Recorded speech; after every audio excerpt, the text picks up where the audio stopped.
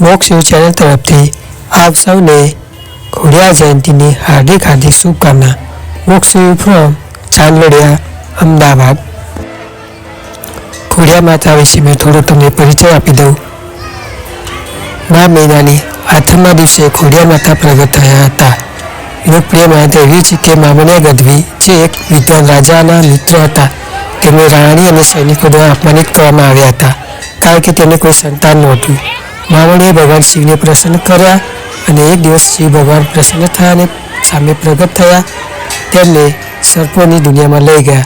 નાગો તેમની મદદ કરવા માટે સંમત થયા. તેઓ તેમની આઠ પ્રાર્થના તૈયાર કરવાની રાહ જોવાનું કહ્યું. મામણીએ જેમ કહ્યું હતું તેમ કર્યું. ટૂંક જ સમયમાં દરેક પાનામાં એક સાપ દેખાયો. તેઓ બાળકોનું રૂપ ધારણ કર્યું અને આમ તે માણસની 7 દીકરીઓ અને એક નર બાળક થયું. દેવી ખોડિયાર માતાની આ બાળકોમાં એક જ છે એવું માનવામાં આવે છે. તેથી ભક્તોની મદદ કરવા માટે અસંખ્ય